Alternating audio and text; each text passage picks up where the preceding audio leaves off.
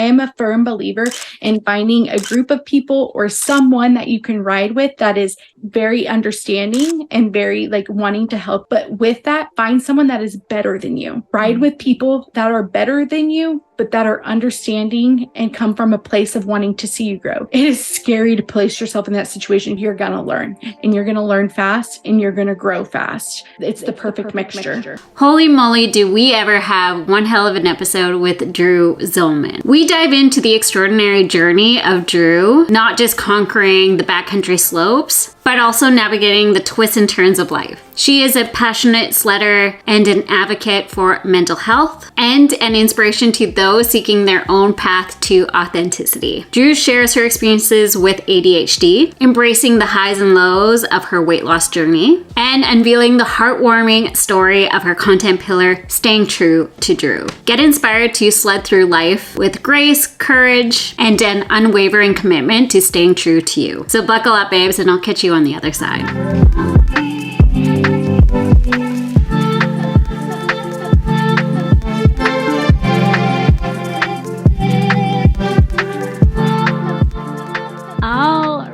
All right. And how's the weather there? It got chilly so fast. No snow yet. We have some rain, but I think there is higher upper mountains. I think the elevation 3,000 above, we're getting snow, it sounds like. So, so close. I could feel it. So yeah, it's crazy. It was this morning, it was damp and still, rainy. Like it just felt a little bit more moisture in the air. And then when I went to pick up Stella, my oldest, from the bus stop, what a difference in temperature. And also like my teeth hurt. Like it felt so dry and all the snow is creeping down. It's like within hours. It's nuts how fast this weather, just this cold front that's coming in, just totally changed the weather. But most of us who love the sport, we are totally here for it. So. Oh, 100%. Oh, yeah. It's so exciting. Yes. So exciting. Awesome. Okay. So, hey, hi, and hello, Angelisa here, your host for Braap Babes Throttle Talk. And today I am so excited to be chatting with badass sledder Dru Zolman. And I said Zolman right? Oh, yeah. Zolman. Okay. Okay, so today we're going to chat all things true to Dru, along with ideas on content creation and tips on how to navigate sports with ADHD. So welcome, Dru, and thank you so much for joining me on today's show. Thanks for having me. I'm super excited to be able to talk here on your platform about what I love to do and everything that comes along with ADHD. So it's going to be super fun. Yeah, so I'm very excited. Yeah, I'm very excited to dive in. And I just think it's a topic that needs to be shared and talked about because actually, to be honest, I don't think on this show I have ever talked to anyone about this. And I think a lot of us will relate. So yeah, it's more common than anyone thinks, to be honest. I feel like I got diagnosed as an adult 4 years ago, I believe now. And it presents itself very different in female than I feel like you're like atypical when we want to say symptoms. And so it's been a very interesting journey for sure. So I'm glad to be able to share about it just because I am so open and honest because it is a piece of me and that's just the way I see it. Oh, awesome. That's so beautiful. I love it. Okay. Well, before we start on that, why don't we start with an introduction?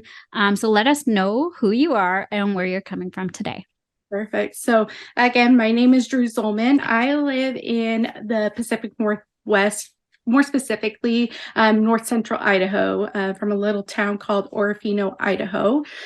So I am right on the Clearwater River or Dorshak Dam. So for some of you that don't know geography, know where that is. But I was born and raised in Las Vegas, Nevada. So that's it's something super interesting to me. I was a desert rat for like 17 years. Didn't know what snow was.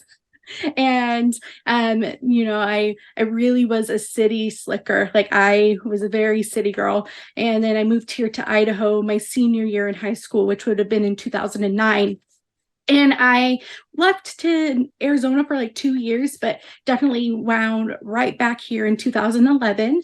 And I just call it home. I've almost been here as long as I have in Nevada. And it just feels like home here. Love being here. I have a wonderful fiance, John Thomas, and my bonus daughter, Lillian, who is also getting into sledding herself. And so we have been going more out as a family, I would say like the last 3 years. She's really enjoying it as well. So being able to like instill the sport in a younger generation is super, super important. And so I'm glad that I'm able to share that with her and show her what it's all about. And but yeah, for a living, if we want to know that, I work for a company called Equus Workforce Solutions. So I'm in the workforce industry, just trying to provide opportunities to people who may have had barriers in their career to get them re-education, or work with businesses to try to get them back into the workforce in a career that they want to enjoy. And so it's very, very rewarding. Off the snow. That's what I do. So Oh, awesome. Oh, I love that. yeah. So you're basically, is it like a recruitment or? So it's not recruitment. I think Okay. there's a way. I think there's a little bit of that of an edge to it, right? Because I Yeah. went to school to do HR, Yeah. and I came upon this career field just accidentally, and actually through another job interview that I had. But it's basically, we work really close with the state and federal government, so mostly with the unemployment rate, to be able to, in my role is to work with my local businesses and basically small and mid-sized businesses to see what opportunities and needs that they have, and see where I can bridge that gap between our participants that we see and then the businesses, just to get them some opportunity and training and get them back engaged into the workforce. So it's not really recruiting. It's more so like maybe coaching, or just kind of like, it's a hard concept to understand because I didn't Yeah. even understand it when I first took the job. Right. So Yeah. Yeah. yeah. Oh, I love that. Okay. So it's, yeah, I guess kind of like coaching, you're coaching like small businesses. Yeah, Yes. correct. Okay. And then Yep. I guess maybe a little bit of education in there as well. And Mm-hmm. yeah, Yep. And cool. then with the people that we see, typically they come, maybe they might be homeless, or maybe their spouse just died and they're having to go back into the workforce, or they all sorts of different backgrounds and lifestyles. But the thing is the idea to get them re-engaged back into the workforce. And then also, because everyone is hiring right now, most people are going to need training. And so we can also help the business with a little bit of incentives to be able to definitely say, hey, take this person on and train them, and we'll help pay their partial of their wages for a little while. That way it takes the burden off the business, because training is expensive, but then Yeah. also be able to help the participant and the employee, I would say, maybe take a different career path, or learn something new, or make them more hireable. And the idea is to get long-term employment at the end of it. So Right, right. Oh, mhm, that's really cool. Wow. And mhm, like you said, like rewarding at the it's end of the so day. rewarding. I love it. I really love my job. And I think this is probably the first time in my life that wholeheartedly I've been able to say that. It has its tough moments, but Mhm. really it's really great when you could go to work and make a difference, but also enjoy what you're doing. So Yeah, 100%. Oh, well, congratulations. That sounds yeah, amazing. yeah. So cool. Oh, I love hearing that. And I just want to go back. You mentioned about Lillian. Can you tell me how old is she? Yeah, she is 11 years old. 11. I've been in her life since she's been about 3. Oh, She's gone with us a little bit here and there as at that young age. And then there was a little gap there where we stopped sledding altogether due to some health concerns and stuff that we'll probably get into a little bit later that I was having. And then re-entered back into the game here. And so for like the last, I believe like 3 years now, she's been out with us here and there. When at the time at my job, when I had to work, she'd be taking my sled out with her dad. And so, but this year, I got onto a new sled and we kept my old one. And so she's going to be riding the heck out of that thing. That is so cool. Oh, I Yeah, love hearing that.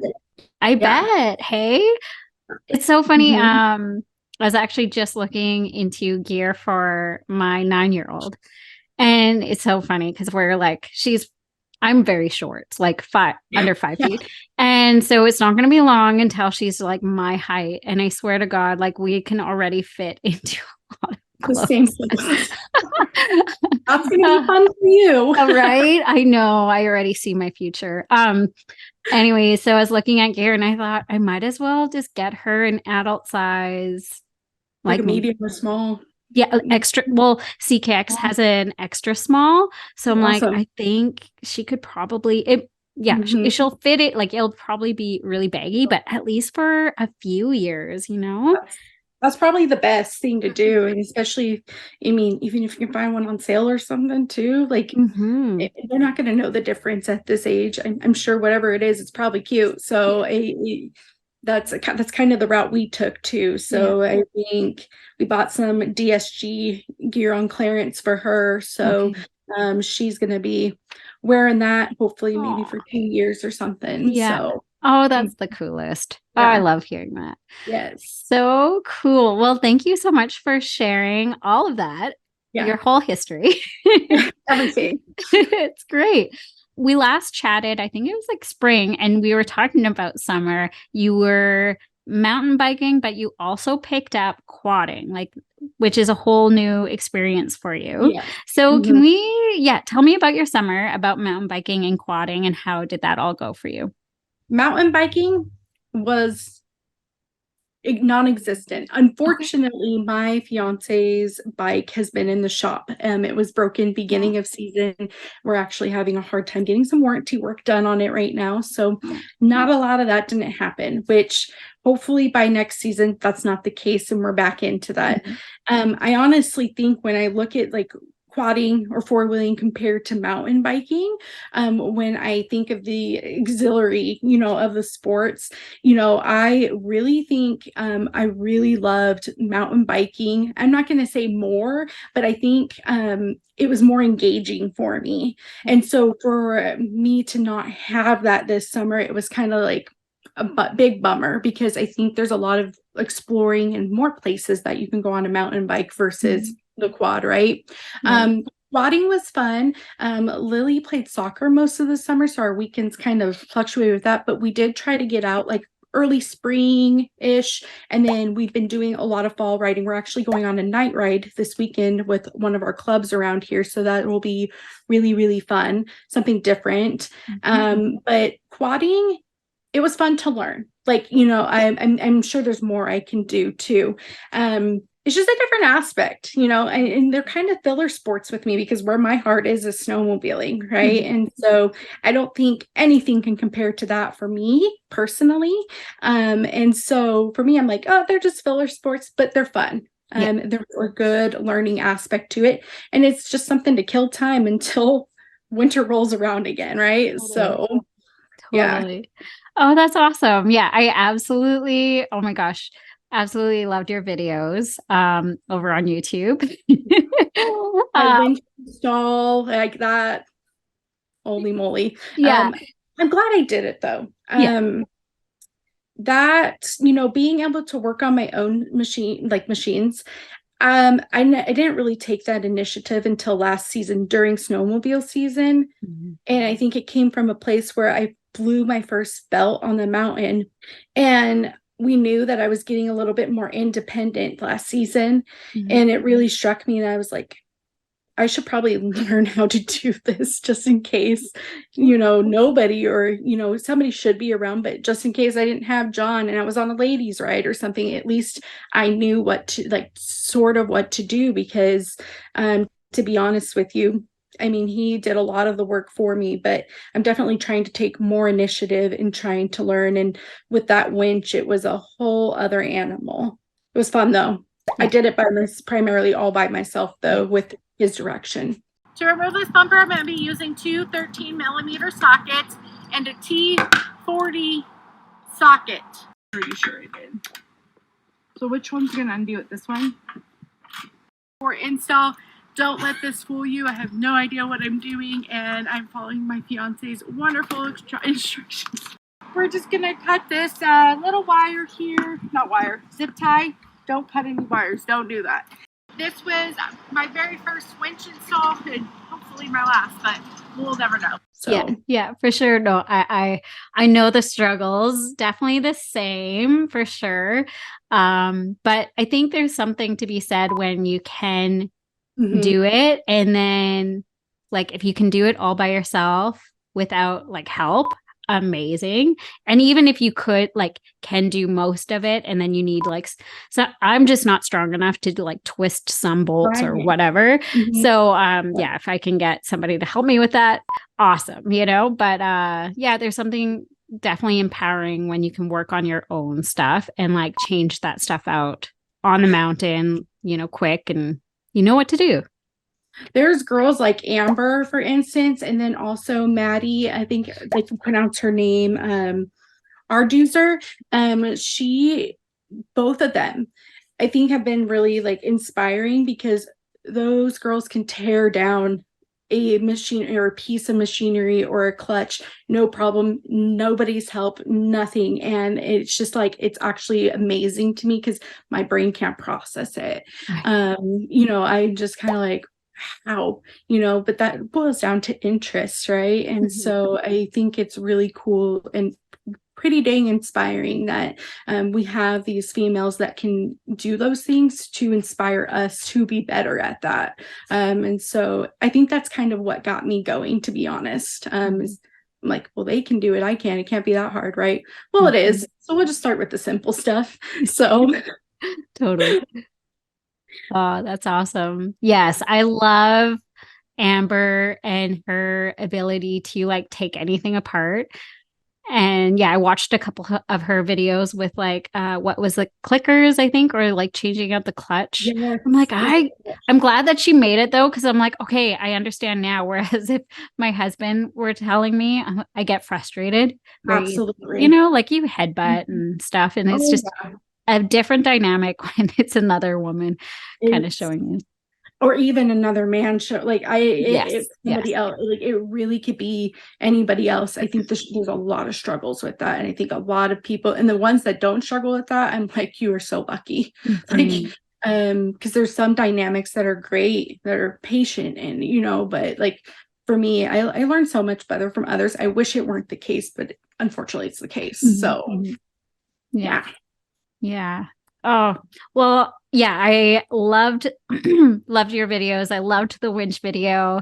And just seeing even you going through like a tricky situation with the winch and like getting your quad out, that was really interesting too. Cause like I just wouldn't have thought with quadding you would need stuff like that. But I guess like they're heavy machines. You're gonna need something. Yeah. If you're in muddy situations, or I mean, you could probably manhandle out, because I mean, you can't just roll it like a snowmobile, right? You can't just so it's also that winch, like John never had to use his, but I did, just because it's depends on where you're at, if you're going uphill or depending on the terrain or anything like that.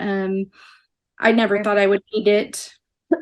But no, the week I put it on is the week I needed it. So yeah, kind of coincidental.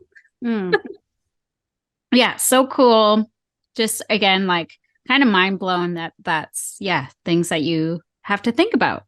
Just wouldn't have thought about it.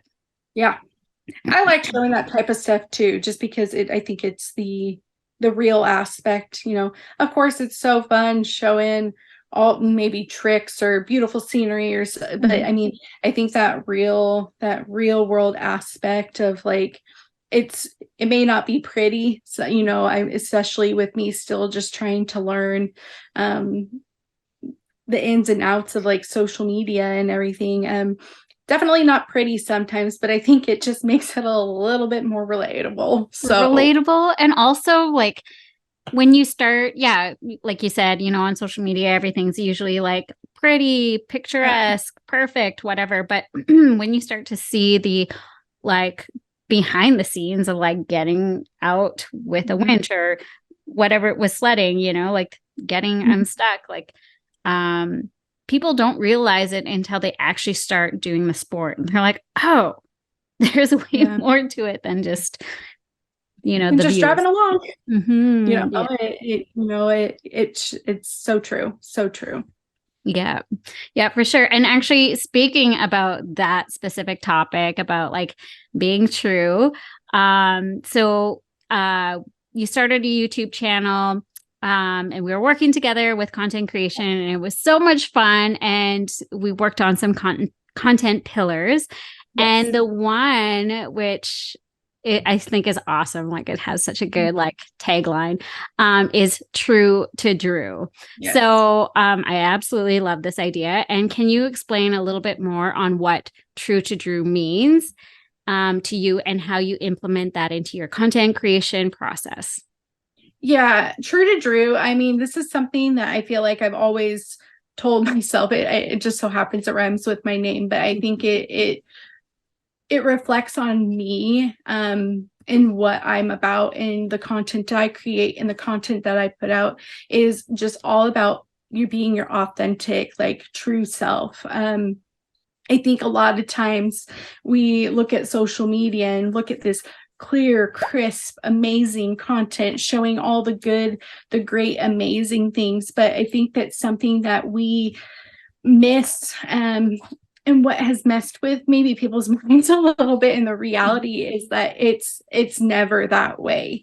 And so something that, you know, I started, I feel like it was last season, is posting videos of me totally biffing it, or, you know, totally on my side at the beginning of the season when I was still learning my sled. And really, I feel like just peeking into riding, there were so many mess ups every ride. And I think it was an awesome way for me to show that this isn't a beautiful process, and it's not always hook and wheelies and making the best carves. And there's so much other things and learning and mess ups happening behind the scenes that I feel that if I brought forward, it just makes it a little bit more relatable. And so true to Dru is like staying true to myself, staying true to the content create and what I put out in the world, just because I feel that the authenticity is so important in just in general in life. I think that's what makes, like, I want to be relatable.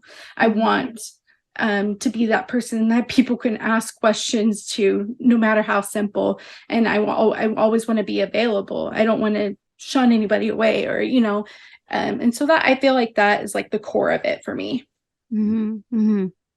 Yeah, I absolutely love it. And I think you're right. Like it's way more relatable than seeing the perfect wheelie or seeing the perfect J hook or whatever, you know. If I would have seen more women when I first started out, you know, crying under their helmets, or like the frustration or the like getting out of breath just from like shoveling or trying to like move the sled around, you know, like you have those moments and you're just like, do I actually love this sport? Like somebody needs to tell me otherwise, because it's hard. Like during those learning phases, it's hard. You know, I remember telling a lot of my friends, like, you're not going to love it when you first start. It's going to take a lot of days to understand. It is. I feel like physics is not like, I don't know much about physics, just put it that way. But like when I think of it, I think things are so unnatural on the snow and the counter steering and those type of things, that it's so hard to digest it and understand it, because it feels like you're just going against everything that you would know in the sport. And so it's quite, it takes a very long time to, and then I feel like once you get like it, and it's counter steering, once you get that first carve in, it's all, I say downhill from there, but it's really uphill, because that's when your skills start building, is that first carve. And it's like, that's what that's supposed to feel like. I still remember the first moment it happened, and it's like, oh, and then that's when everything else started to kind of like fall into place for me. And so it's not an easy sport. It's not. And I think that's one of the most amazing things that I love about it, is the challenge every single ride. So Absolutely. I would even like bet it's the hardest sport out there. It's pretty intense. You're whipping around a 300-400 pound sled, depending on what it is, and snow packed on top of that. But if you do it right, it doesn't feel that way. But most of the time, especially when you're real stuck, or it's work. It's a lot of calories being burnt out there. Totally. When we there's some content that I haven't shared because I've been too embarrassed to, that I think I'm going to now. But last season I got stuck in what I call the black hole. We think there was like a ravine or something going under, where my sled was just totally stuck there, and I had hopped down off of it and completely fell through. I was just dangling. My feet were dangling. And I'm like, I can't feel a bottom to this. I completely went into pure panic, tears, everything. And it's all on video, because my helmet was sitting there with my 360 on. And it was probably one of the scariest moments. It was actually one of the pictures that I posted, like the side by side with like snow and then not snow. Yeah. We went back to see what was going on there, because we were very confused on why there was no snow underneath. And I was hanging by my hips, and I wasn't that far down, but I should probably share that content, because it freaked me out bad. 100%. Oh my God. It's scary. It's scary. I laugh about it now. Yeah. But like, yeah, if it was like, let's say a gushing river, like actually that happened to us too, and if the snow collapsed, you could be gone, your sled could be gone, it could be, it's just scary situation. It was a grass bottom. Okay. But my head, where I was, I would have been underneath, there was I would have been underneath it, and it was like almost like a cave, it felt like. Yeah. Crazy. It sounds like it wasn't filled in with the snow, like almost like an air pocket cave. Something, or where water, I forget what those are called, but like where water flows through. Right. But we went back and didn't see anything about that. So I was I'm really kind of curious what's happening there that made it like that. That's what I mean. Like when I saw the side by side, I didn't see any water. So not that I can recall. No. It's a very interesting situation. I still can't understand. So. Yeah. Wow. That's crazy. Now that's a story for sure. I would say absolutely post that.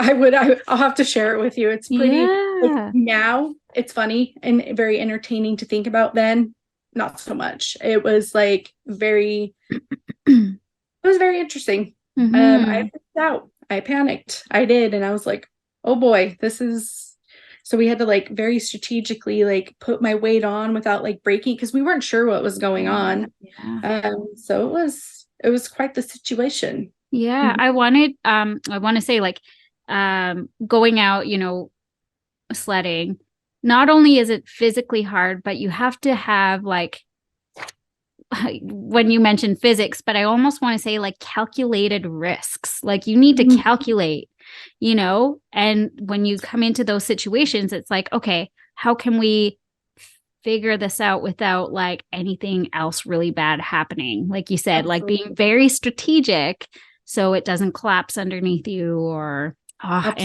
yeah. So wild. Yep. Fun moment from last season. Yeah. Oh my gosh. Yeah, that's wild for sure. Well, thanks for sharing. Yeah, I need a quick water break. Well, since we're on the topic of calculated risks and like scary moments. Sounds like that was pretty scary. Is there anything else that was like kind of wild and scary? Yeah. Last year we did a lot of like we tried to travel, like not a lot, not great distances, but I had a goal and mission to ride with more women. That was my number one like goal. And then the second one was I wanted to travel and see some new country. I wanted to go some new places. And we did just that. One of those places was in Cook City. Great. I mean, I've never been in an area where it snowed for 4 straight days. Like, I mean, even if it was just a little bit of flakies going on, but I mean, it probably snowed for 4 straight days while we were there. And I knew we were going into Abbey country. Like people died there. We all know it. Like that's a calculated risk. We all know that can happen. And so when I went, I was with my two gal pals that I rode with most of the season. And the boys were up fixing one of their machines. They were off, they weren't with us. But we were like, oh, we're going to go explore this area. I was stuck. I put myself in a bunch of trees and I was like, I don't know how I'm going to get out of this. So I'm just going to wait. But over to the right of us, an Abbey actually broke. I have never witnessed an avalanche before in my life. I didn't actually realize what was happening until like later. And it was an eerie sound. Like I've always been told it's an eerie sound when one breaks. Roger that. That definitely is a thing. But all I saw were 3 sleds zoom past us really fast that I was like, what the heck? And then my friend goes, I think he just yelled avalanche. And I was like, I don't think so. And then all I saw was white dust. And I was like, oh no. And she's about ready to pull her bag. And she's like, do we pull it? And I'm like, no. Because I'm imagining all 3 of us with our bags blown up, but we were so far off to the side, we weren't affected. Oh, okay. But I did witness it. And I was just like, whew. It was enough to scare me a little bit that I was like, I'm unprepared. Like I will be the first to admit we stayed true to Dru, right? Like I am unprepared for this type of situation. If this were to happen in my group, I know how to use my beacon, but do I know how to use my beacon? Right. Yeah. There's a difference. And so that's changing this season 100%. And with that, once we took some pictures because we could see where it broke, but we thought it was one of the 3 guys that broke it. But we actually zoomed in on the pictures. We saw a guy. It was such a good, clear picture off to the right-hand side of it. So these 3 guys were just playing below. This guy from up above came up the other side of the mountain, broke it. And these guys were in the danger way of it. And definitely a scary situation altogether. So oh my gosh, lots of learning to be done. Yeah, absolutely. Absolutely. And it's something to be said about like being prepared and not being prepared.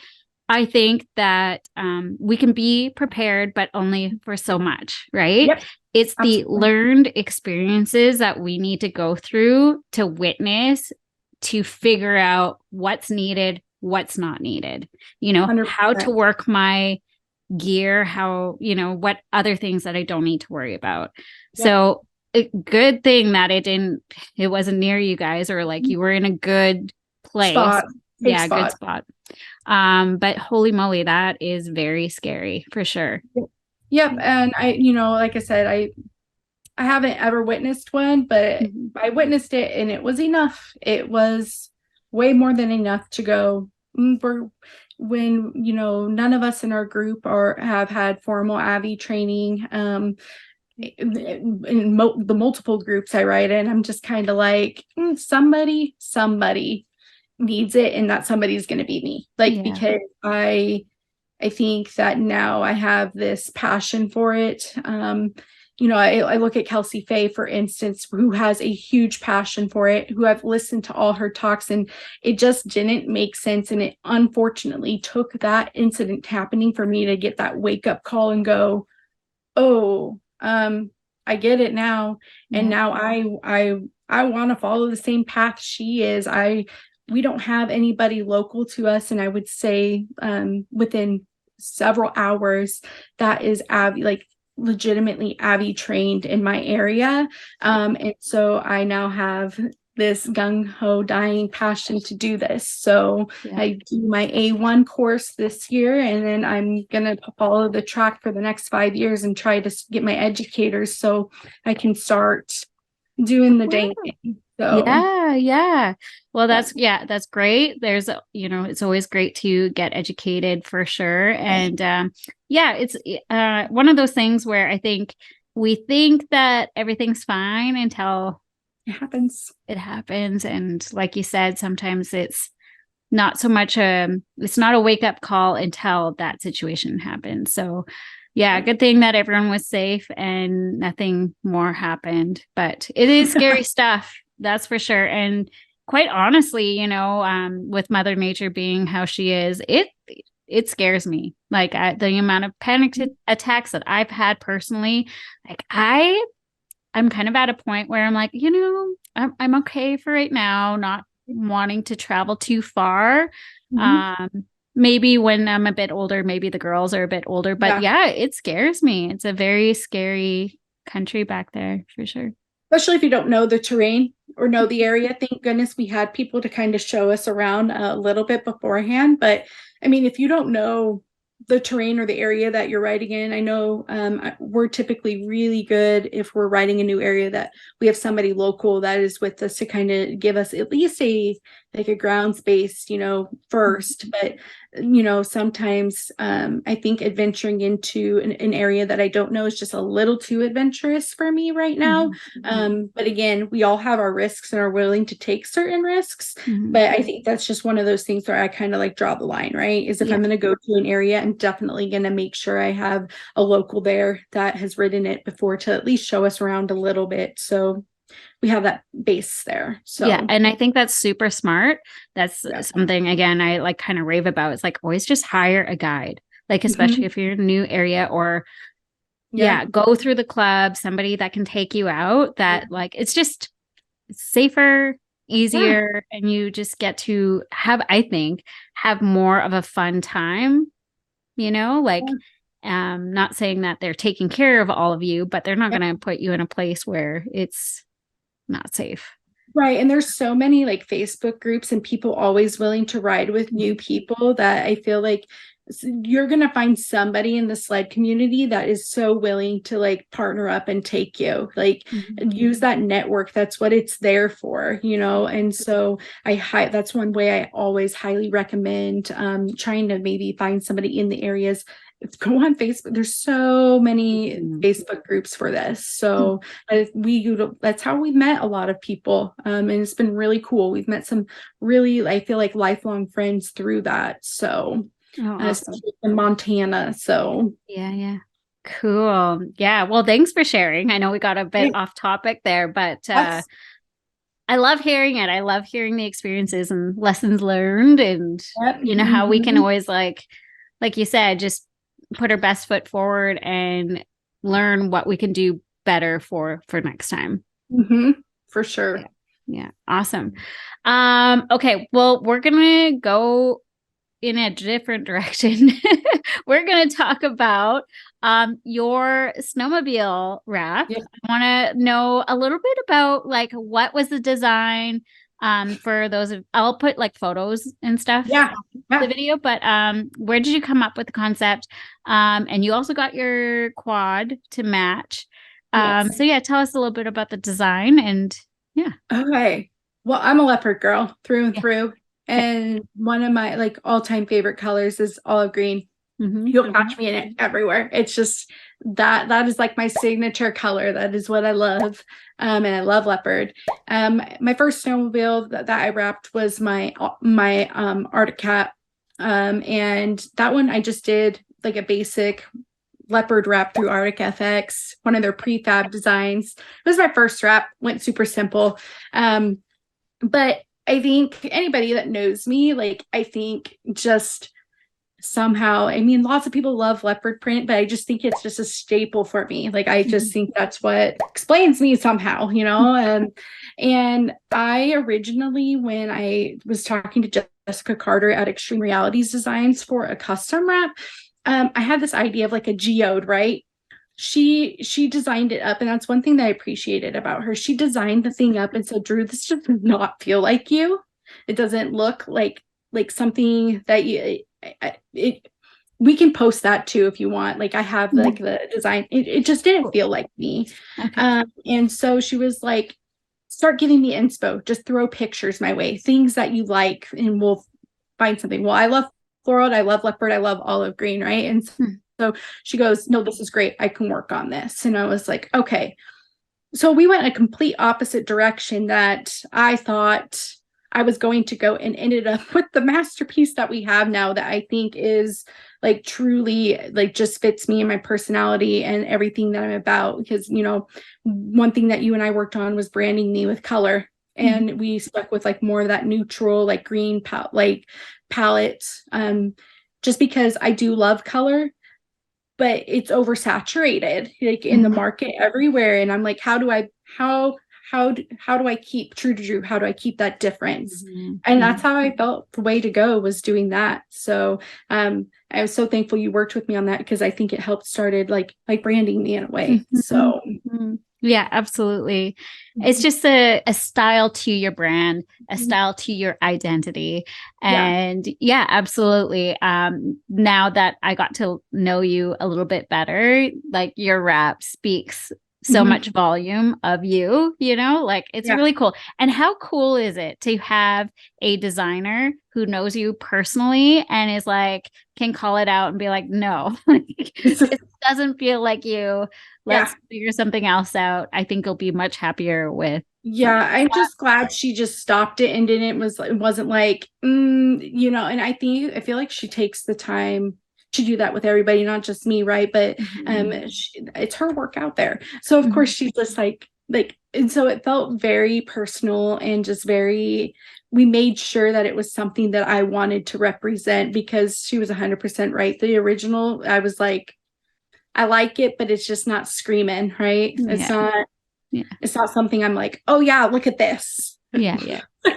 For sure. So now it is. And what we landed with, and that was kind of the thing too, is I wanted design that would look good on my four-wheeler and my snowmobile. And so that was definitely taken into consideration when designing it too. So I couldn't have, I'm super thrilled.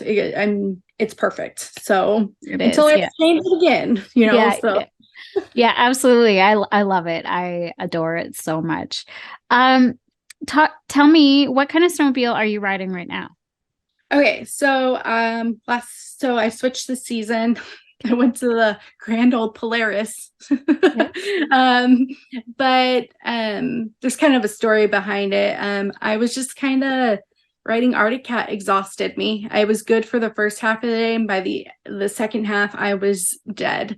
That thing was riding me, and I was not riding it. Especially with the 155 track. I just felt that it was just a little too whippy snappy for me. You know, it's easy to get on edge and everything, but it's definitely hard to maintain on edge, right? So I made this, I was in a pickle last year, exhausted, and exhausted. And I rode my buddy's Polaris 9R out, and it's like I had all this rejuvenated energy, and how much easier it was to ride, and it kind of sealed the deal for me. Now, I didn't go with a 9R. Okay. When I was in Cook, I rented this exact sled, but I'm riding a Polaris. It's a storybook, because Polaris likes to do that to us too. So it's a 22 Polaris 850 RMK Chaos Matrix Slash, and then I actually went with a long track, so I'm doing a 165 track. Nice. So it still gets the playfulness from that like Chaos and Matrix platform that I really liked, but with the longer track for the more stability and more like steep, deep mountain climbing. So I'm hoping between the combination of the two, it gives me just enough playfulness with the stability that I'm able to be a little bit more in control this season. So we'll see once I've spent a whole season how I truly feel, but that's kind of how I'm feeling right now. So Yeah, for sure. Oh, I rode a 165 for a few years, and couldn't believe how I didn't get stuck as often as everyone else did on shorter tracks. And two, they're still playful, like even if it's a little bit longer. And then with the chaos, and then also the Matrix tunnel. Chassis, I believe. Yeah, I think it's going to be so much fun. Oh, I'm so excited for you. Yep. So we'll be on a new sled this season. I said, I spent a little bit of time on one of my gal pals, and then I rented it for the same exact thing over in Cook when I was there. So I spent a full day on it, and my riding, was completely different, and not as like great, because I'm obviously on a completely different sled, but the things that I was able to do, and I wasn't as gassed by the end of the day. I really think it's going to change the game for me. So we'll see.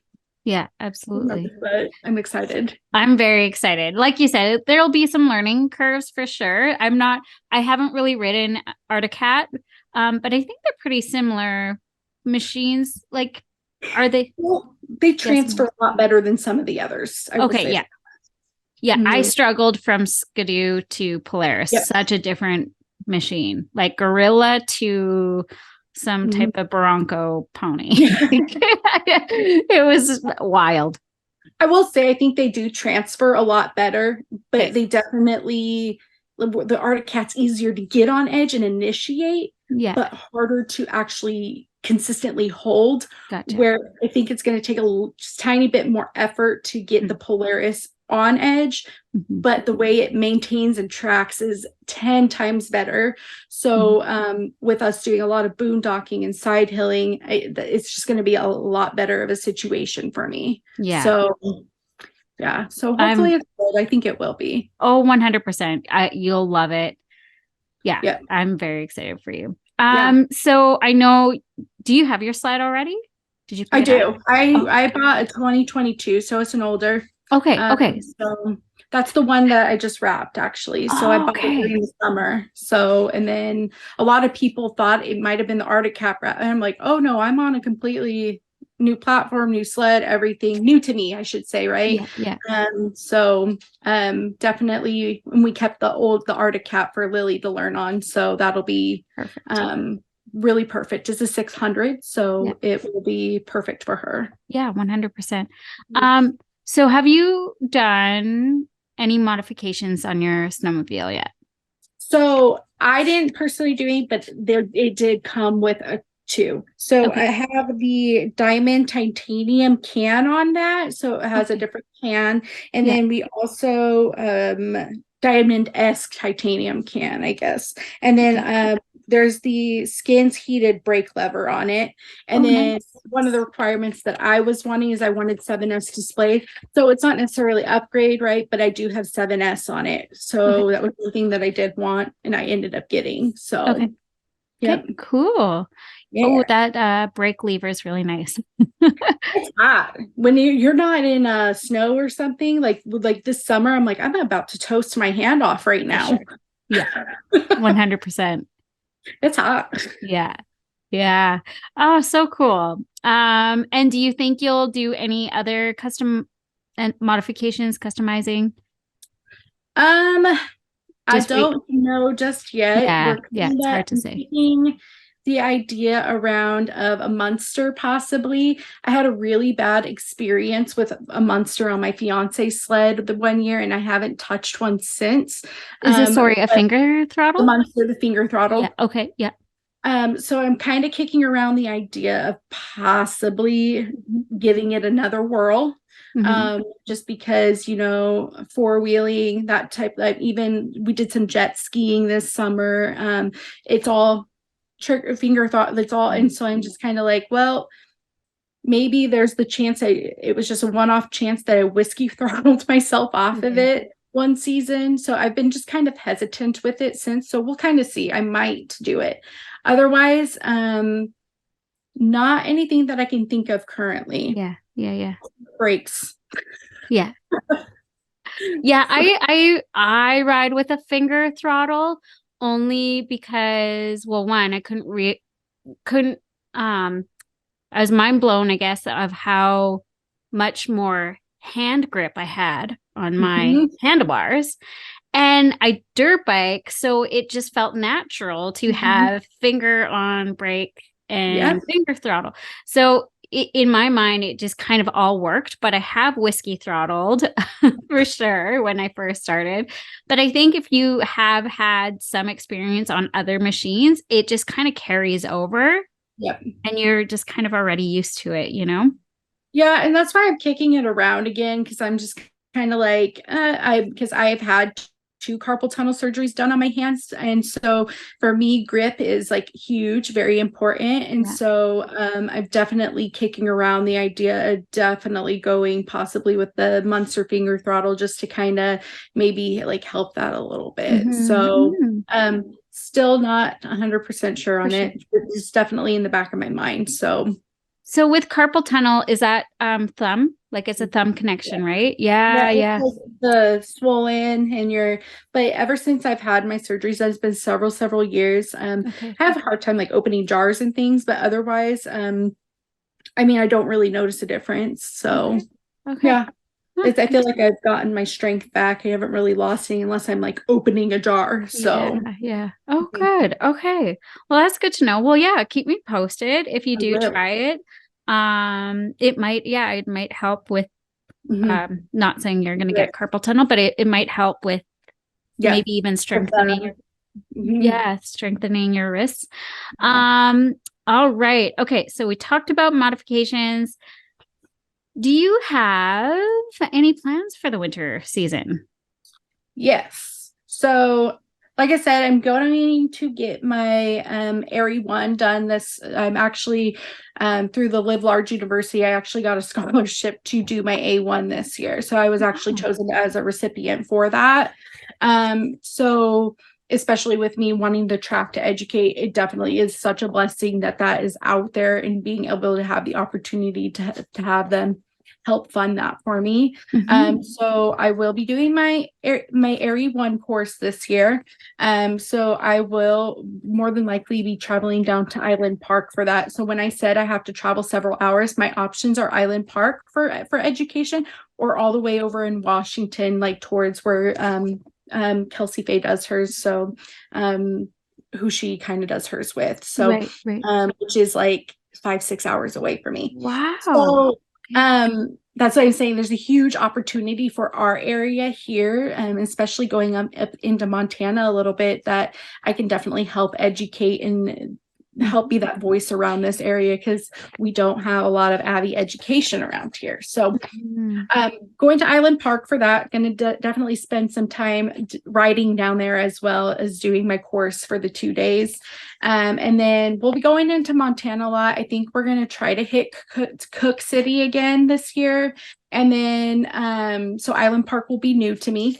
And then there is the idea of possibly hitting up Oregon this year. So it really just depends with work, time off, all that jazz. Mhm. Um, to kind of see what fits and what doesn't. But and then gonna attend a ladies' ride over in Montana. The one I attended last year, and so this year's gonna be much better. One of my friends, Alicia, puts that on. And no plans for clinics this year. But who knows? Yeah, Maybe something happens, right? So totally. yeah. Cool. Sounds like a busy winter Oh yeah. already. Yeah. And then I'm very involved with our club here locally. So I help Yeah. with the fundraising and all the rides for those. So definitely my winter is getting booked pretty fast. Yeah, So I actually wanted to ask about your you're doing volunteer for your club and all. Yeah, yep. Yep. amazing. So I help with the fundraising side of things. I'm helping, finding local and not local vendors to help support it. This year, we're kind of putting on a new event with the Clearwater Ridge Runner Snowmobile Club. We're in Area 18 of Idaho, but we are doing like a winter kickoff event. So sort of like an auction and dinner with that. a lot of our programs in Idaho are funded by the clubs, because our grooming board is all volunteers. And then the money that the club brings in and through also registration in our areas is what pays for the gas for our snowmobile. So it's all ran off of a volunteer basis. So the more that we can do to help, especially if we can get them grooming more, to drive more traction to our area, just because it's not a big known riding area, but ever since some of the burns that have gone through here and fires, it's really opened up some really good riding areas. So definitely trying to spread more awareness of it. Right. So yeah. Oh, that's awesome. Well, you're the perfect candidate for that. Perfect promoter. Yeah. Try to be when I can. Yeah, absolutely. Okay, so talked about your winter season, talked a little bit about the club. Any goals for yourself that you have for sledding this year? Yeah, so definitely my A1. That's like my primary, like get that done. Let's get it done. Might not be towards mid-season, but that's definitely putting me on a long-term goal track, right? To being able to do the educators portion of the Aries series. And then, so as far as like writing goals go, unintentionally last season, I was able to pull off a re-entry but it's kind of one of those things when you're just writing and not thinking and inside your head, magical things happen. And I did it. I had one witness and I wish it was on video, but it wasn't. He was like, it looks like you knew what you were doing. I was like, oh, that was by accident. So I definitely want to start diving into reentries. Now I realize I am on a 165 and the reality of that happening may not be as beautiful as like if you're on a 155 or shorter, but we can definitely give it a whirl, right? For sure. So definitely want to do some practicing with that. Really might want to, my non-dominant is what I would call it. We all have that one side we're comfortable side hilling on. So my non-dominant is what I'm going to call it. I want to get more comfortable side hilling on that side, because I feel like I'm to the point where I'm comfortable with the one side and now it's time to work the other. Right. And then again, just start riding with some new people, and start, just dialing in the skills that I have and making them more like to memory. I don't have to think about it. And so that just takes a lot of practice and a lot of seat time funds. So yeah, 100%. Oh, so cool. Those sound like great goals. Yeah. I just want to start hitting some of those more advanced techniques. I think there's one thing that I do while riding is I live by something. It's like, be okay with, be comfortable with the uncomfortable. Like, and I think there's a fine line, especially with safety when it comes to snowmobiling. But I mean, if you're safe, but you just kind of, there's a difference between being scared and then also just being like, I don't like, I want to do it, but I don't want to do it. Like that feeling, if there's that feeling, then I know that I'm going to grow. Right. And so I try to every ride, put myself in that kind of feeling in that situation, because I feel that there's a ton of growth that comes from that. So definitely just still keeping true to that kind of deal, because that's where you start expanding upon your riding, I think. For me anyway. 100%. I think, intuition, or you have that gut feeling where it's like, okay, this isn't safe. I don't feel safe to like, oh, I could do that. But, that's a totally different it's thing. A totally different feeling. Yeah, 100%. Yeah. Oh, that's so cool. Love it. I can't wait to see what happens for you this year. I'm definitely more, I document more. I document more of my snowmobiling because that's what I'm passionate about. And I think you could see that. I think when you're passionate about something, it's easy to share. And so definitely I'll be probably way more active on my socials during winter season than I will be during dirt or off season. But definitely it's something I want to work more on next season as far as that goes for those sports. So for sure.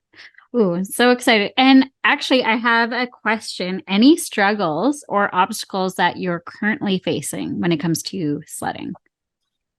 I made some notes that I think.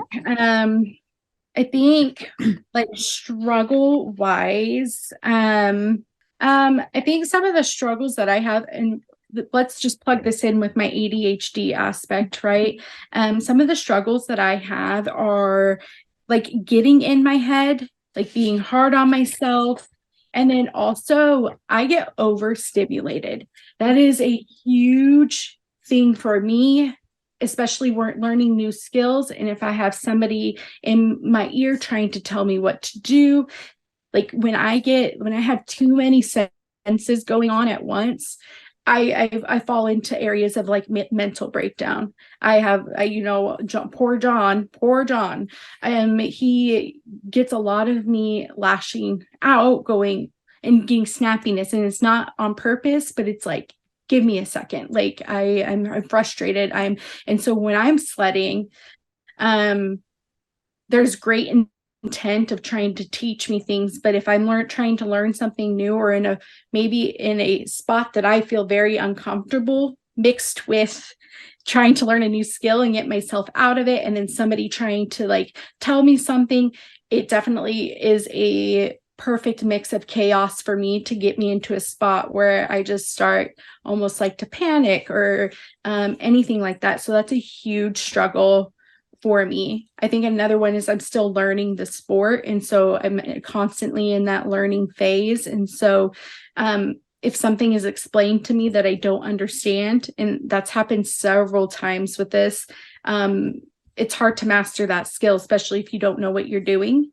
And so it again adds frustration to that.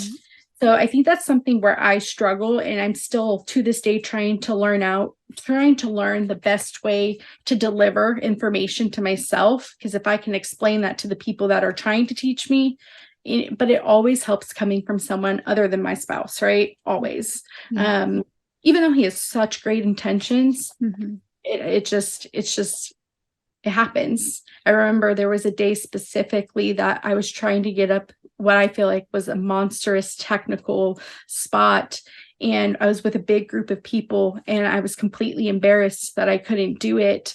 And they were all up at the lake enjoying their time. Hey, Dru, you coming up? And I'm like, no, like I can't, like, I'm obviously not capable of doing this today. I need a second. Give me a second to chill, get my head thought process straight. I'll try to get up there, again, with my own time. And I did just that. So I think sometimes, like, when I get to that spot of like frustration,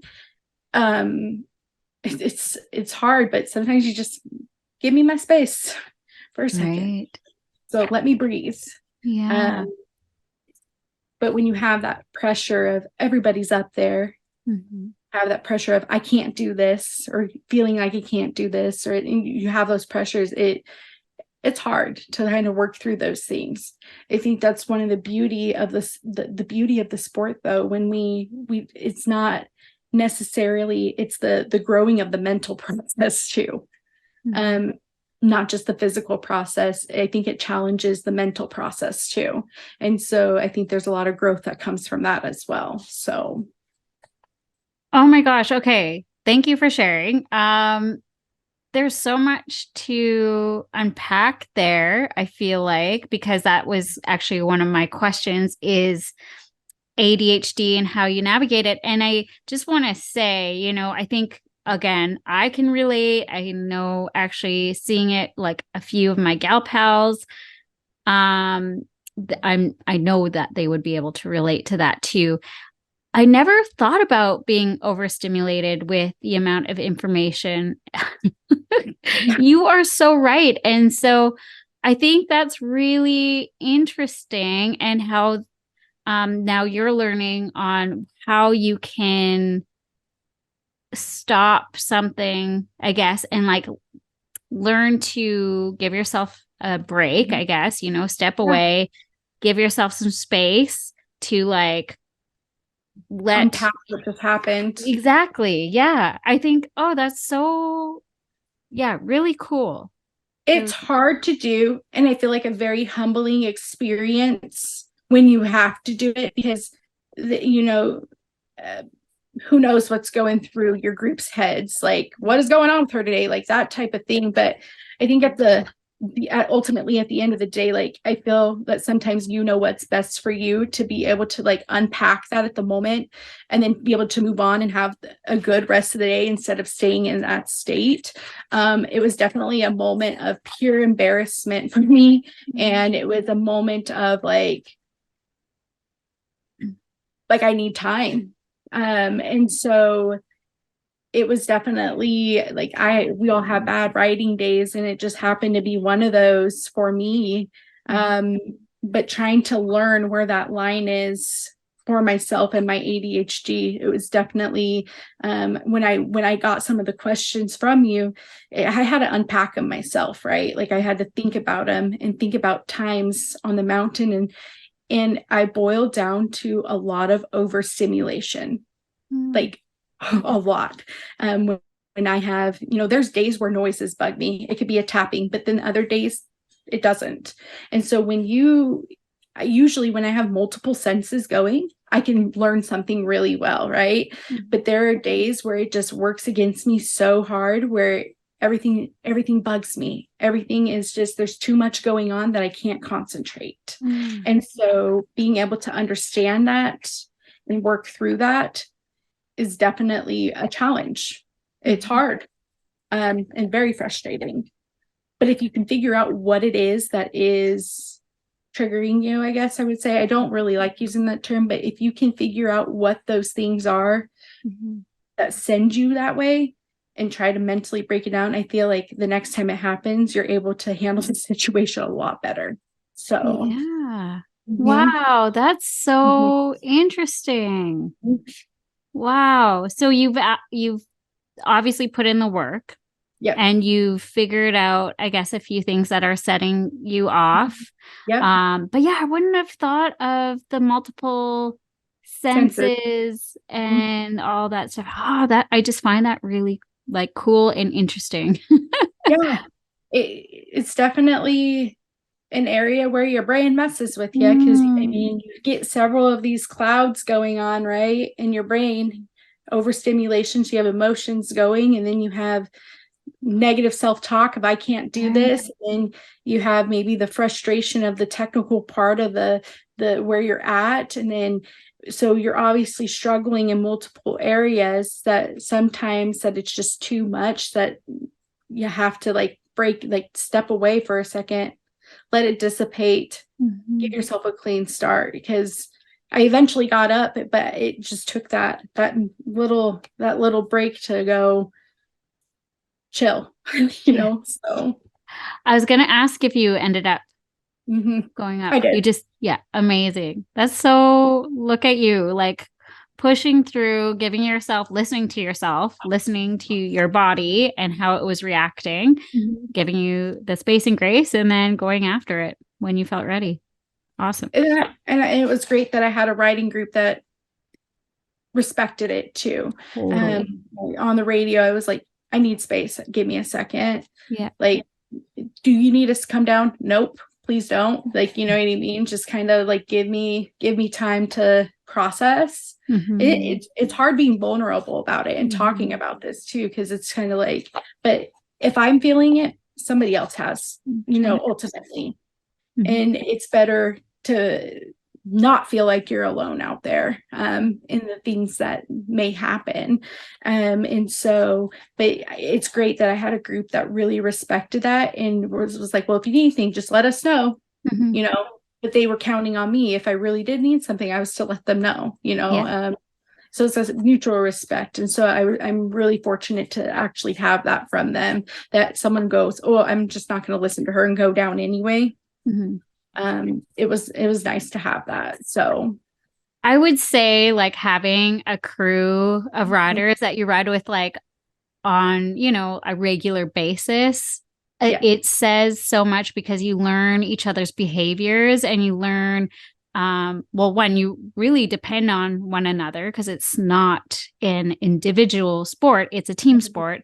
And you want to help each other out, but also knowing boundaries of one another, and when you need the help and when you don't need the help, and just like giving each other the space when you need it. So that's really cool to hear that you had a respectful group. Yeah. I think that's another thing for me. I'm so hard-headed too that I get frustrated when people help me. And like if I'm stuck or something, or I think it's easy for John, for instance, to like want to jump in and handle the situation.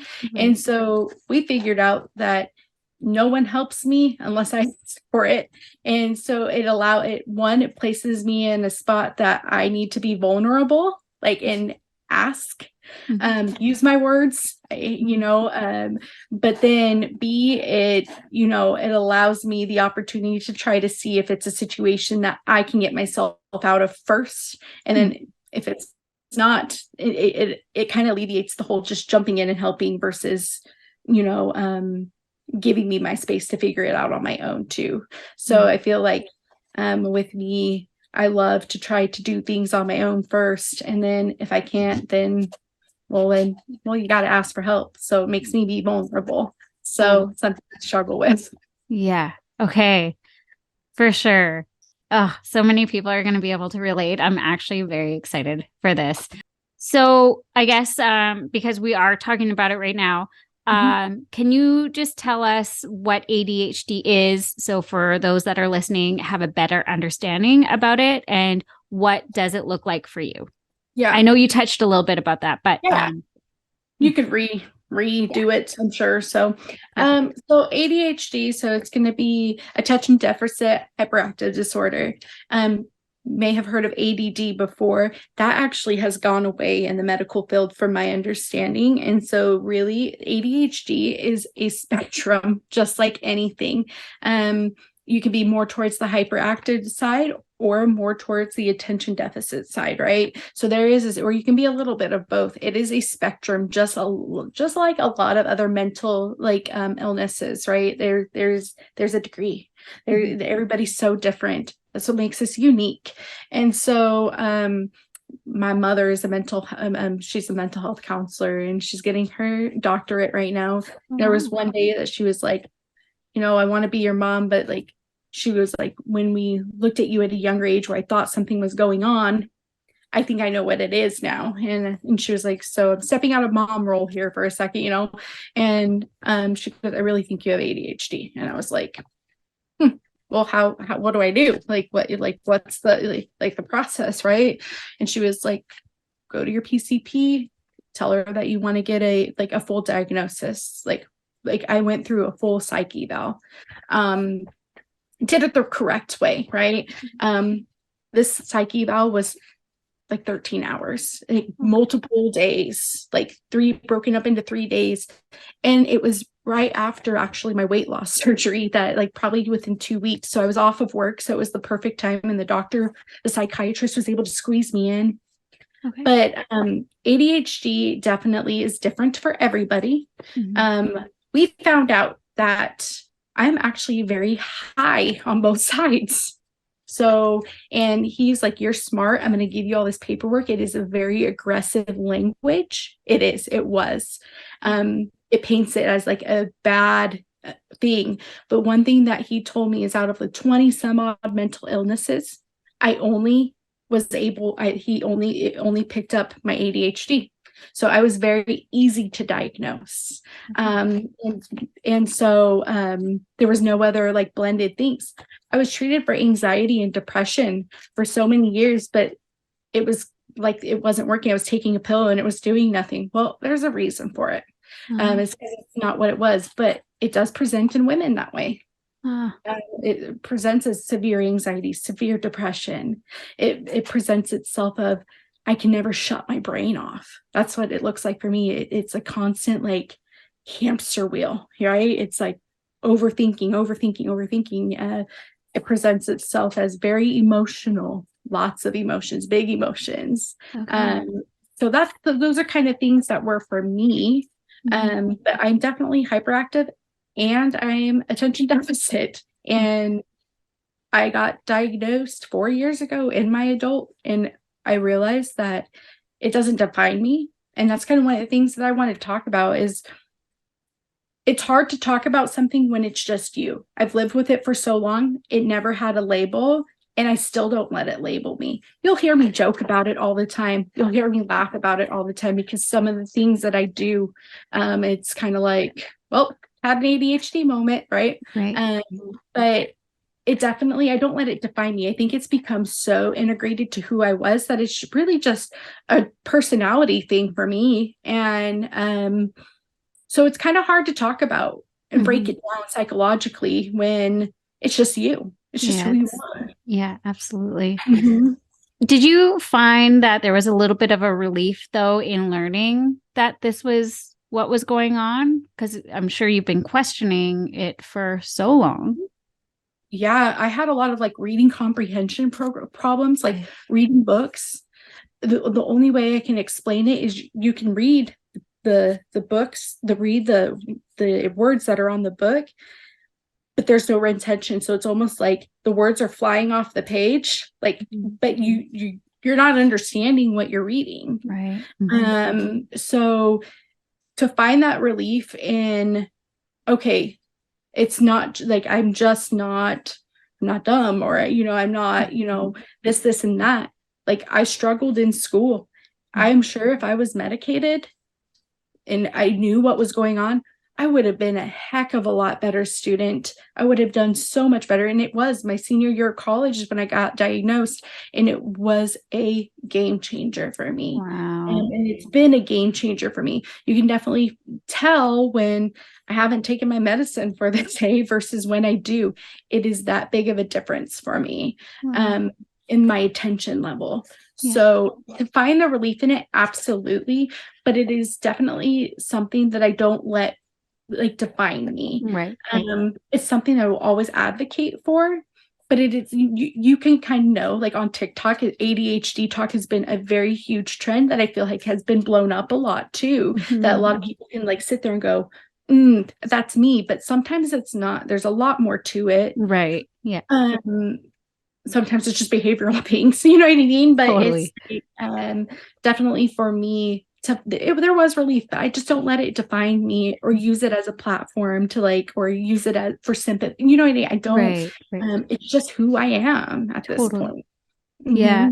So, Yeah, well, I really appreciate you speaking on this, because I think, again, there's so many people that can relate. I mean, there's a lot of things that you've already mentioned that I'm like, oh wow, that was I've definitely been there. Or like the whole senses thing, or like when, somebody's trying to tell you something and you're just like, there's just too much going on right now. The frustrations, and I didn't do well in school either. Definitely the same thing. Reading was always a struggle. Yeah. So I just really do appreciate you talking about this, and I think we can all learn something for sure. And I just was curious on how it was, if it was affecting you with your sports, and some ways that you were able to navigate through it, which you did tell us a story, but if you want to tell us something else too, for sure. That's kind of something that I wanted to hit on. One of my doctors and my medical team that deals with my like ADHD are very supportive with me with how I utilize my medication. I'm very like in tune. I feel like I'm very in tune with my body, like what's going on. So typically I am one that I will be unmedicated on the weekends. I won't take it just because it can be quite the aggressive drug. Okay. Quite the aggressive medicine that has side effects, that just like everything, right? But to give myself a break from it, I would say I don't take it on the weekends. I let me be me, and there are times that I may not need it during the week, that I feel like my focus is great. So why put something in my body if I'm not if I feel I don't need it that day? Right. So typically on the weekends, I don't take my medication. Now that changes during snowmobile season. Okay. Because we know that with medication, my mind fires very differently. I'm able to retain. I'm a lot receptive. I'm a lot more receptive. I learn better. I'm able to, like, muscle memory, I'm able to remember better. So it just kind of like takes things up a notch for me to be able to perform better at my sport, right? So there definitely, I do feel like ADHD does affect somebody's like performance, or does um affect how they like how their day's gonna go within like snowmobile. It could be whatever it really, but when I ride, like especially when I'm aggressive rider, I want to like continue to grow and do all these things. It's definitely so important for me to be medicated. And so that I do change that up during, it does affect you. One thing that we know about ADHD in sports is that people who have it are very quick to think, are very it could be a plus and a downside very quickly though too. They're very quick to think, they're very responsive, they're very just like whippy snappy, but it could also do a very bad thing. And if you're too quick to respond to things, or don't think something through properly, or that type of thing, it could put you in a bad situation as well. So so sports that are very, very like take a lot of like headspace sometimes, ADHD individuals do great, but there are the downsides. So definitely there is a difference for me when I take my medicine and when I don't. So if that kind of hits on that a little bit. Yeah, absolutely. I actually had a quote here. They say that many athletes with ADHD, it can be their superpower. Yeah. But it's really cool to hear you say that it can go quite the opposite really fast. And, you know, so yeah, it's such a great topic, because I think, yeah, you're right. There's TikTok ADHD. I see it all the time, but I feel like I just don't hear enough about it, you know, or we don't have these conversations enough. You hear the funnies, right? There was one day like in the kitchen that I put, oh, what was it? I left like a cabinet open. I put some random object in the sink. And I'm like, well, my ADHD is on point today, right? You hear about like the funny things that can be like humorous because they are true. Yeah. And then I think it places in a perspective of like, I think everybody can do those things, like your normal human being too. So then it places somebody in the aspect of, oh, I have ADHD, but there's just so much more like realness to it that I don't think that like is heard enough, that it's like, well, I don't hit those markers either. And so I think it's kind of like a trend that blew up, right? And then, that's why I always advocate for being properly diagnosed too. Like going through it, it does take time and it does take money, but it's definitely one of those things that it being properly diagnosed is like so important to me. So I think that when like I do have my I think ADHDers are great at multitasking. Funny story, I've had many employers talk to me that said, if you can find somebody who has ADHD, I will take them. And it's because that's a superpower. Most of us are great multitaskers. And so when you sometimes have a lot of things going on, trees going past you, like all of those senses are engaged, there's a lot to be said about that. But if you're having an off day, right, it comes in waves. Like depression, you have great days and bad days, right? You think of it as the same thing. It comes in waves. Great days and bad days. There's great days where you're so on point, and then there's days that some sort of chemical in your body just like it's like, who are you? Where'd we go? Right. And so the medicine helps me at least keep me pretty stable and level most of the time. So so more consistency. Yes, for sure. For sure. Oh, wow. Well, thank you so much for diving in on that and just sharing all of the things. Because, yeah, again, I think it's just important to talk about. And I think, again, a lot of us can relate. And there's probably a few listeners listening in. Like, I almost want to get checked out. Like, I'm like inspired because it's like, oh, man. Like you said, though, I think there's some things that are like relatable, but then there might be other things that aren't, like, and Yeah.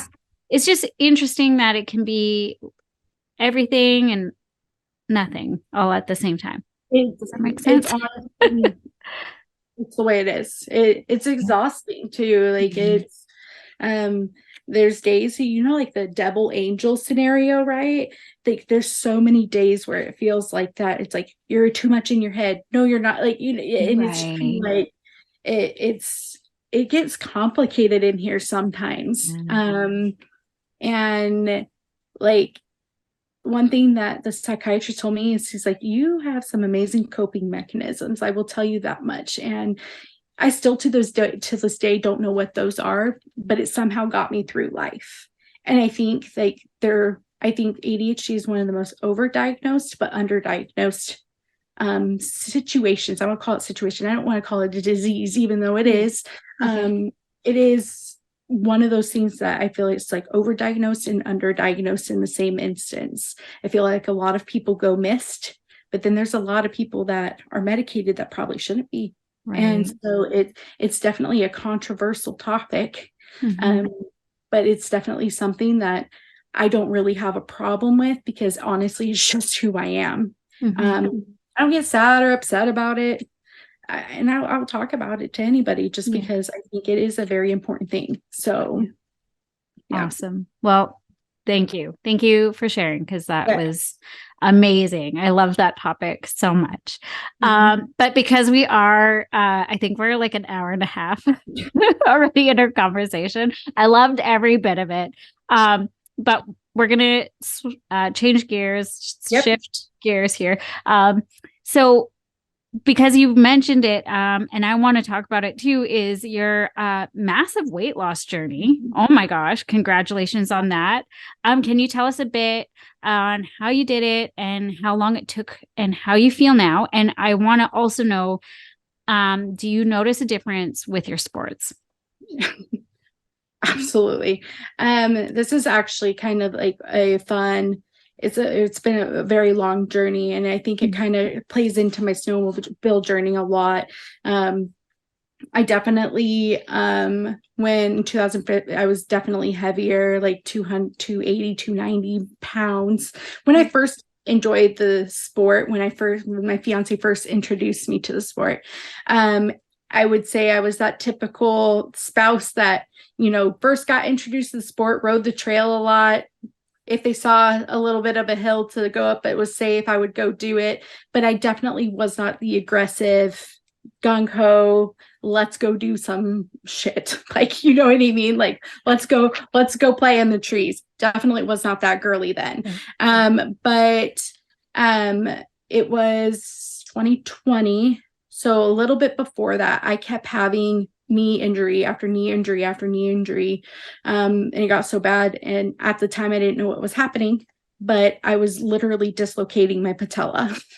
And so there was the last call that happened is I dislocated it and it was bad. John's like, I think we're done snowmobiling. We're too heavy for this. We're not like, and that's no disregard to anybody out there. I know there's some great gals who ride, but like for me in the condition I was in the way my knee was doing it, whatever it was doing, I never had it checked out.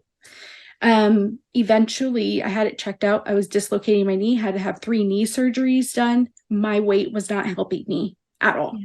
Like we know that it's proven out there in the world in statistics. My weight was not helping my knee situation at all. It just so happened that my work was starting to cover weight loss surgery 100%. nothing out of pocket for me. And both my parents had weight loss surgery at the age of 8 years old. So I've grown up around it. And both my parents have done very well with it. And so I started to explore the option of doing it.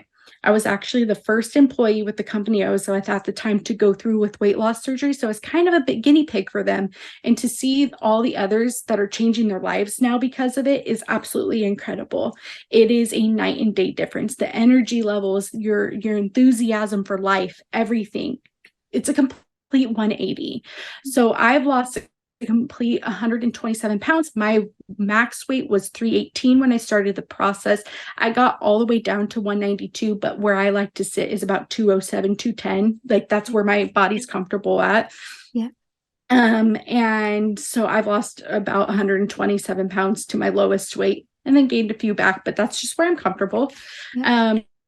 And when we talk about this is the year I had my surgery, John still had his sled. We sold mine because I was like, I'm never getting back into the sport. Right. But John and our buddies are like, hey, do you still have your sled? Want to go out? John's like, I think I'm going to do it. And I was like, go, you still have it. Why not? Mm-hmm. He went and he was like, I'm going to get a new sled. I'm ready. Like we all know this sport, like, if you love it, you love it. It is addicting. Gives you all the feels. Right. And he was like, I think I'm going to get another one. And I was like, cool. So he got the other sled and he was like, you want to go out on my old one again? And I was like, yeah, why not? Mm-hmm. And so that was in 2020 and we got reintroduced back into the sport. And let me tell you, when it comes to bike riding, just in general in life, like the way it impacts your health and your sports is a complete night and day difference. Both my fiance and I both have had weight loss surgery and it has changed our lives. We are very much more active. We use it as a tool. Don't use it as a fix-all, we still are able to enjoy life and eat things that we love, but we also have to monitor it or else you're gonna get it all back. We've all seen it with other people too. And but it was definitely a life changer for me. And between my knee surgeries and that, it definitely got me back into the sport. And now, because I'm actually able to move around better and do all these things, I am an aggressive rider now, and I want to progress in sport where before it just felt like I wasn't able to. Right. So it has completely changed my life, and like my knee health now, even though I've had 3 surgeries, like I get some swelling going on, but definitely not in pain, and it definitely changed my life. So no regrets in the world. So. Oh, that's amazing. My gosh. When you were telling me that story too, I was like getting shivers down my back. Like, this is amazing. I think it's tremendous. Like, look at all of the things that you have done. Yes. I'm like proud of you. I'm sure you're proud of yourself, but yes, like high five, give yourself a big pat on the back because all of this stuff that you have gone through, I'm sure wasn't easy. Your journey has not been easy, but you got through it. You have such amazing willpower and dedication. I love it. Oh my gosh. Yeah, it definitely like there's some plus size curvy girls out there in this sport that are truly incredible, truly, and I'm like, all the power to you. But there's no judgment from this side because I've been that girl and then I've been the size that I am now. And size doesn't define who you are. No. I just know for me, there's just a huge difference in health and just. I think, I was going to say, I think with the multiple knee surgeries and your knee just wasn't in a healthy place. Yeah.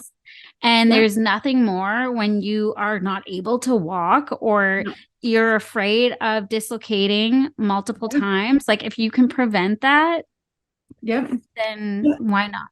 And that's the thing is I still take preventative measures. I KT tape it, that type of thing, because, I just don't want I don't want a re-injury, even though my doctor's like, it's strong, you're doing great. He's like, you're going to have a knee replacement. Like, this is definitely like a temporary fix. But for me, like, to be able to keep in a good health, I've realized like how much, I believe for every pound that is taken off your body, it's 5 pounds taken off your knees. So if you just place that into perspective for a second, like, it's nuts to think about. I'm able to bike ride. I'm able to do all these things that legitimately, like, I had to give up or I couldn't do because of knee injuries and the added weight to the knee injury. And it's just kind of like, it really did change my life.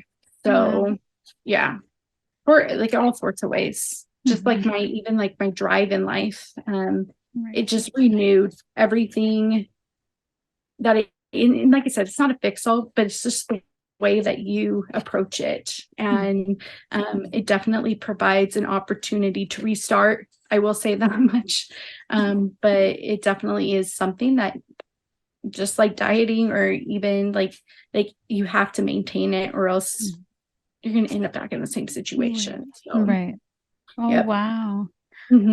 What a wild story. I love it all. I love everything that you stand for. And I'm just so grateful and thankful that you've shared all of this with us. Like, incredible story, Dru. I'm glad I get to share it, especially as you have day-to-day conversations, but on a platform like this, like, you know what I mean? It definitely, you're going to be able to like encourage and reach a lot more individuals than just, a face-to-face conversation. And we know that snowmobiling is a sport that if we don't get youngins or more people involved, it's going to die one day. And so, like, to be able to like encourage others through other people's stories, it's kind of, we're blessed that you're able to do this for us. So, and then that you're able to carry a platform to help and like promote and encourage others. I think it's kind of really incredible work that you're doing. You have a gift. Aw, thank you. Oh, that's so sweet. Oh, I feel like crying. Like, every time you were telling us the story, I'm like, I want to cry right now. Like, it's just so beautiful, so moving. And I'm like, honored and touched. I've had such a great conversation with you, Dru. Like, again, I know we've had our conversations and we've, chatted, but really getting to know your story even more has like put you more on the map for me, and like just really knowing where you come from, what you stand by, and just all the journeys that you've been on. It's incredible. Yeah. I appreciate it. It's sometimes when you look at yourself and you're like, what defines success? You know what I mean? It's hard to like remember all of these little things that have happened in your past and then look at to where you are now. And it kind of just helps place it into perspective that it's like, you do have a story. Everybody has a story. And then that sometimes you just have to remember, I think for me, like, it's hard to, it's easy to forget. It's easy to forget the journey that you've been on. And I think that, it keeps a person humble, because it's like, look where you were to where you are now. And people's stories are incredible. So I think it just helped me kind of remember where I was and where I am now, and just kind of be able to like, again, be humble about where you're at. Totally. So, Oh, I love it.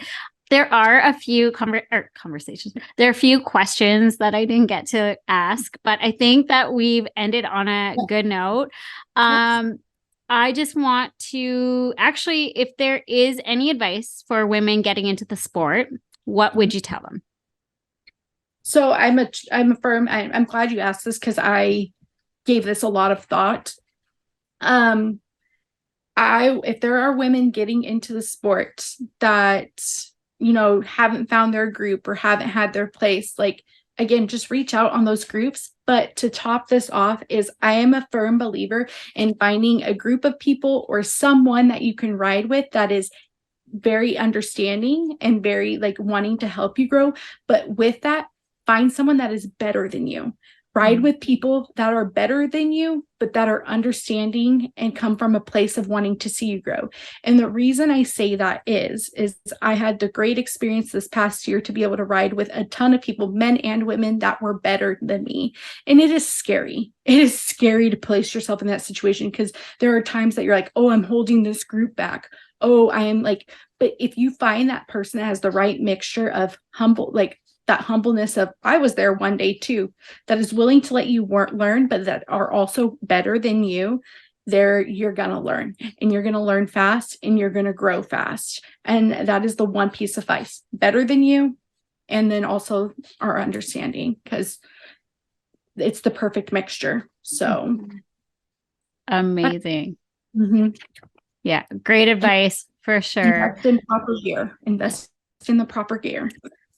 So yes, absolutely. Yeah, that's right. So cool. And lastly, where can we find you on socials? Well, you did a good job for that one for me. So it's pretty simple. I'm just like at Dru Zolman on everything. On Facebook. So it's just Dru Zolman. On YouTube, it's just Dru Zolman. Not it's just Dru Zolman. It's Zolman, my name. Dru Zolman. On TikTok, at Dru Zolman. Instagram, at Dru Zolman. So it's literally my name. So definitely very easy, accessible. And yeah, that's where you can find me. Easy, accessible, and searchable. Searchable. That's the important part, is make sure you're searchable. Yeah, 100%. I'm blessed with a unique name, that's for sure. So it makes it a little bit easier. So totally. Awesome. Oh my gosh. Well, thanks again, Dru. This has been one hell of a conversation, and I'm so excited to get this out there. I thank you for taking the time to doing this with me. I had so much fun. I had a great time. I like I said, I'm super, super blessed, and I'm so grateful that you asked me to do this. And I can't wait to see all the other women that you have up your sleeve for this season. So I think you're doing an incredible thing and allowing the opportunity for us. So awesome. Well, yes, I had so much fun. I'll let you know when this comes out. I want to say it's gonna be a few weeks at least. I have a few other interviews, and then I'm sorry for taking up so much of your time. I'm a talker. Oh gosh, no, this was amazing. I know we did go a little bit over, but I rather go over and hear your story than not at all. You know, it makes the conversation. Yeah, but I love it. ADHD. Combo. All right, we'll talk to you later. Sounds good. Okay, bye.